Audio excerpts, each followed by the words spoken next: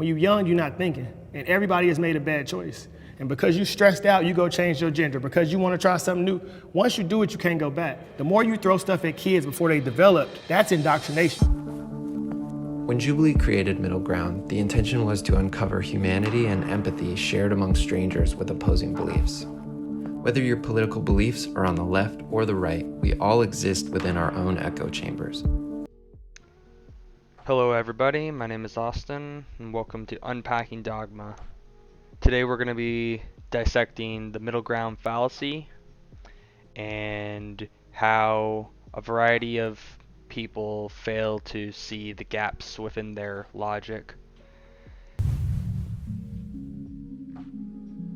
My name is Mike, I'm 59 years old, and I'm a conservative parent. You know, growing up during the 1980s, that was a huge influence on me, and it formed my views, and the people that I was around is the reason why I'm a conservative parent. I think America should be more middle of the road and not be necessarily more liberal, and if anything, it should be a hint more on the conservative side, because we're going to watch our freedoms get extinguished or encroached if we don't guard those freedoms and make sure. So yeah, right here, this guy just committed two logical fallacies. One being the main topic that we're discussing today, the middle ground fallacy, and the second being the slippery slope fallacy, which essentially just says if we allow A to happen, then B, C, all the way to Z will end up happening.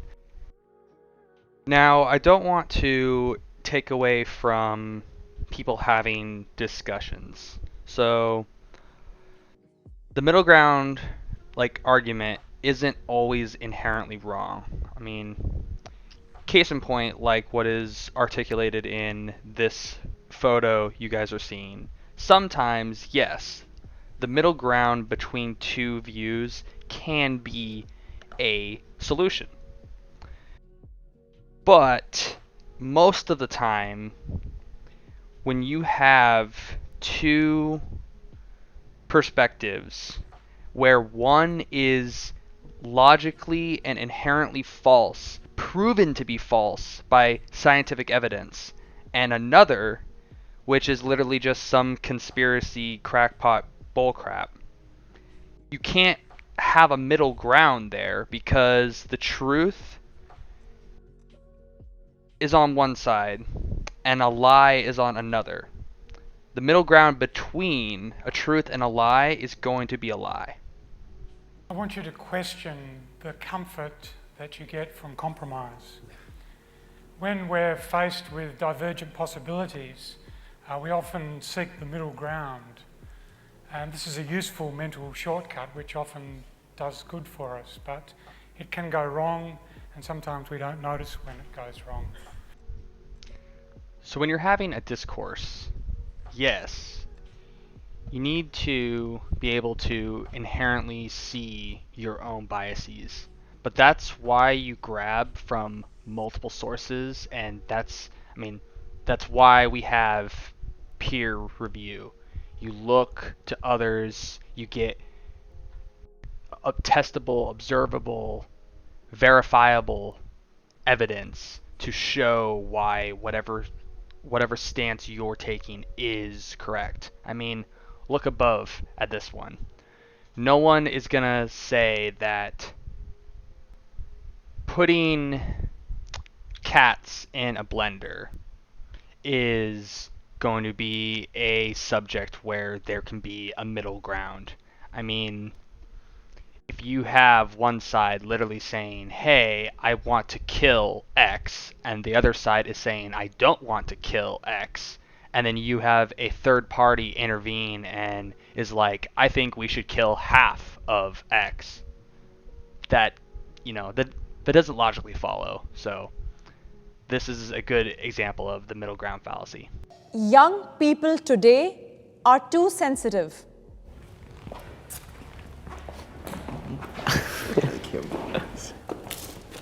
I think it's a good thing that young people are sensitive. I think today they can be more sensitive than what they probably could have been 30 or 40 years ago. The growing up was the Berlin crisis, the Cuban Missile Crisis.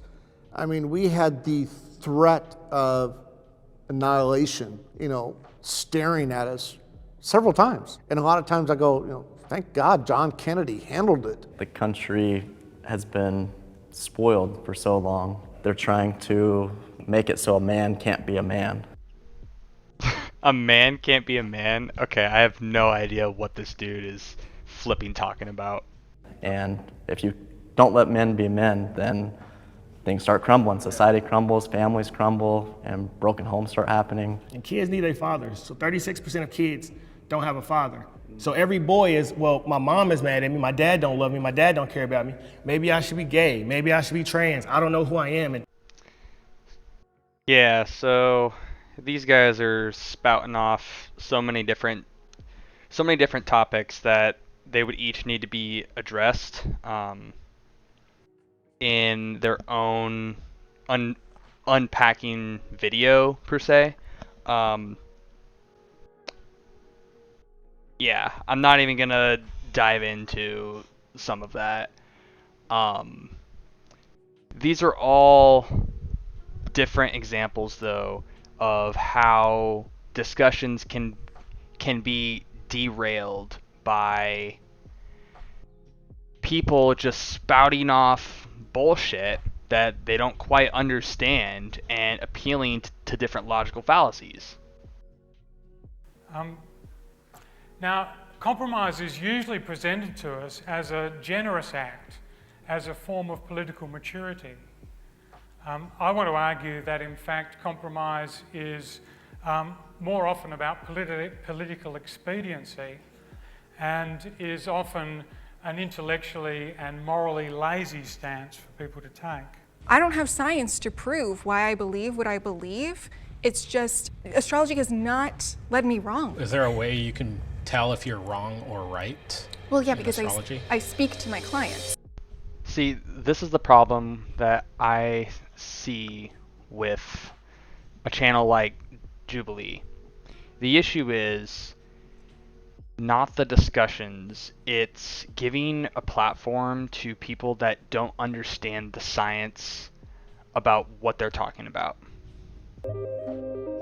I'm Ian. I'm an adventure astronomer and astrophotographer. What I love about astronomy is sharing the passion of the stars with people. I question science all the time. That's the whole point about science. When I hear of astrologers, I think of people who kind of need guidance. Astrology is not a science. Science is something that requires proof, something that you can reproduce. See, this is the problem that I was talking about. You have people that believe in stuff like astrology, which literally means nothing, okay?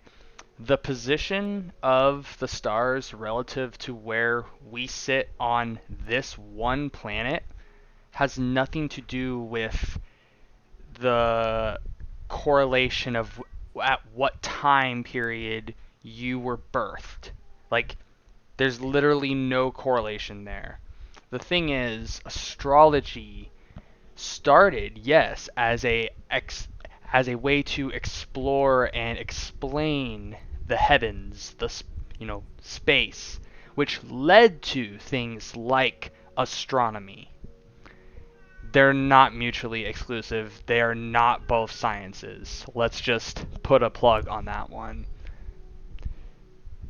The biggest issue that I see with channels like Jubilee is they appeal to people that assume that all views are valid and should be accepted as so.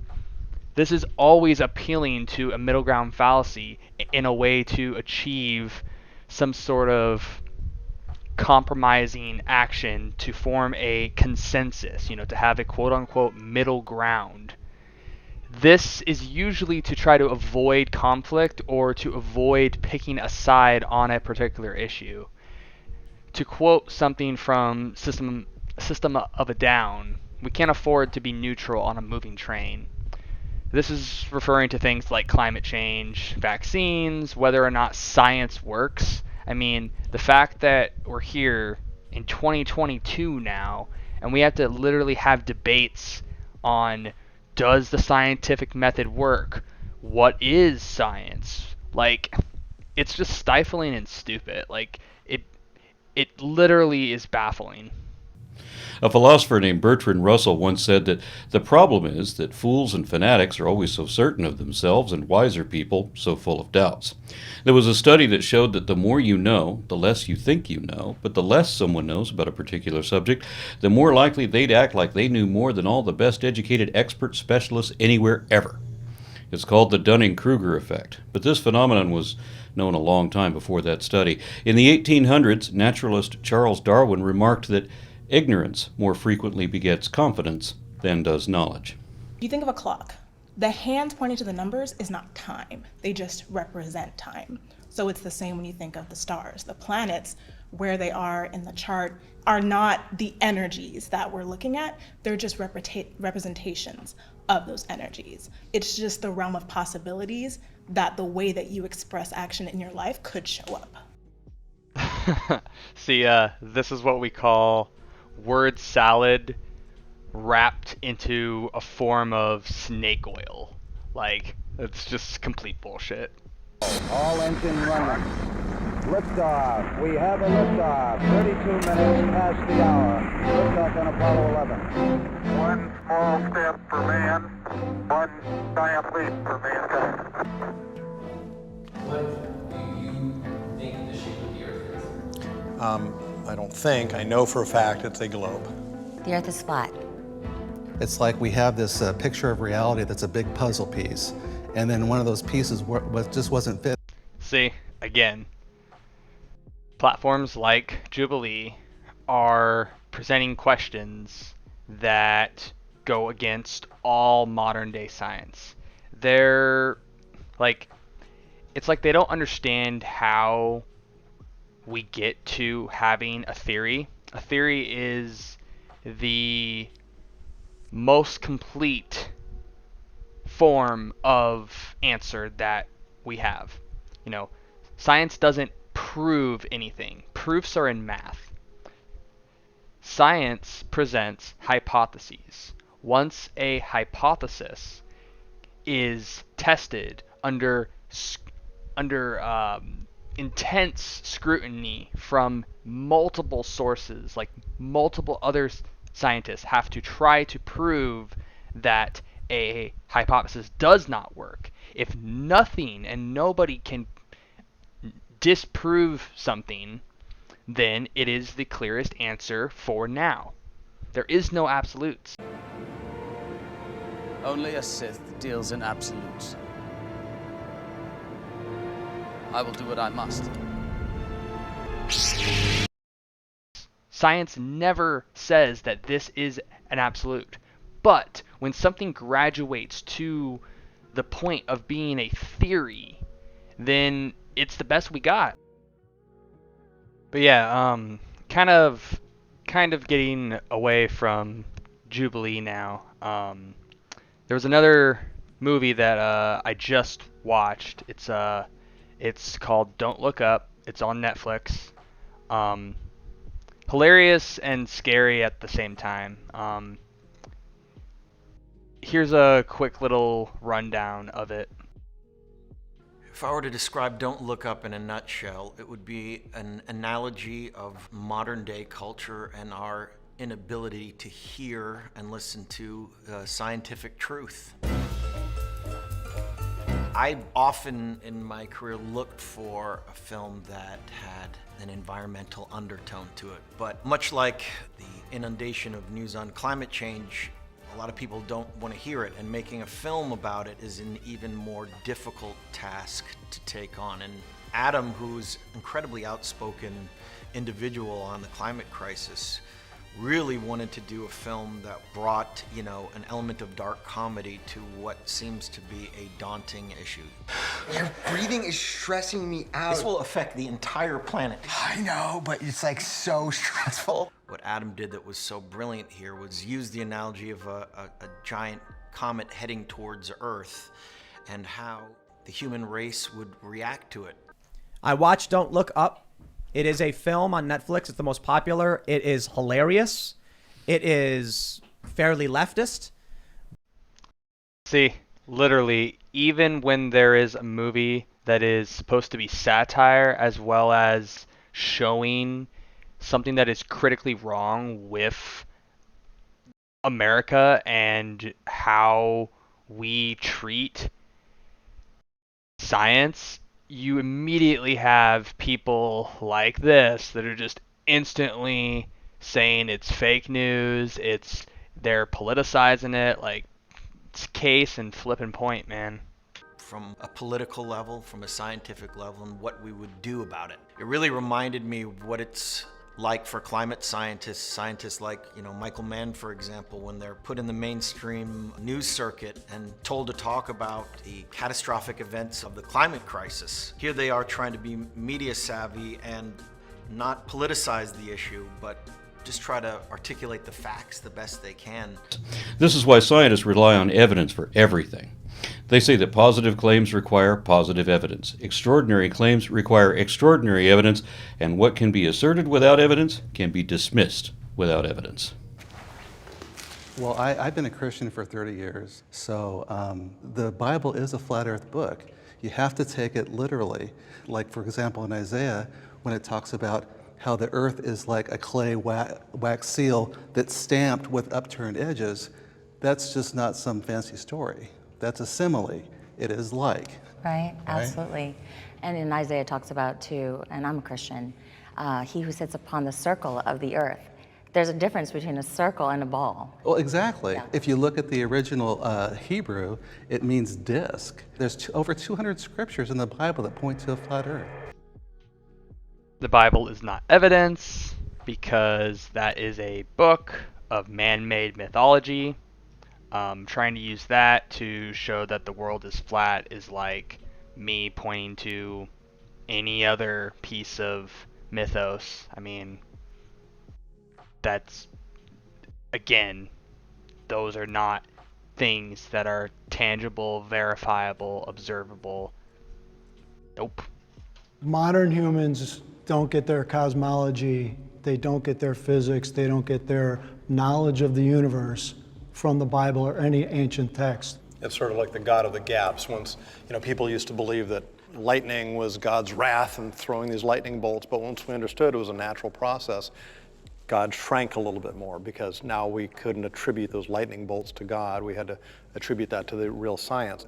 Because of the internet, especially, this whole idea of what we now call fake news, alternative facts, has gotten bigger and bigger. You look at this history and it's like, no, we should have seen this coming. And we were softened up as a people to believe what we want to believe. This is irresponsible. Plus it means you don't know how science works. People do not want to give up their cherished beliefs, especially cherished beliefs that they find comforting. We have this new infrastructure that I think is new, that I think is a new condition. In 1860, Southerners didn't say, oh no, there are no slaves. No, there's no slavery. The United States used to be the world leader in technology. But when you have this group of leaders, elected officials, who are anti-science, you're setting the U.S. back and then ultimately setting the world back. See, this is what I'm trying to boil down to. Platforms like Jubilee are helping to spread a message that all claims are valid. Everyone has equal say and opportunity, and that's fine for other realms, for, other types of discussion, but the issue is people are politicizing things that are verifiable facts. People are drawing lines in the sand over things that can't be tested, and they're creating their own narratives around this. I mean, this is what's super scary.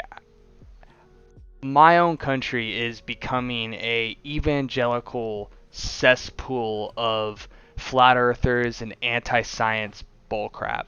Like, I just don't see platforms like Jubilee really helping out, and I don't want to make this whole video sound like I'm just downing on them. I'm just trying to expose where they are using a logical fallacy and it is not helpful. They really need to have better choices with what they are putting on there, and like what they're having people talk about. Like, I'm all for discussion. I think that discussion is the key to getting through our problems.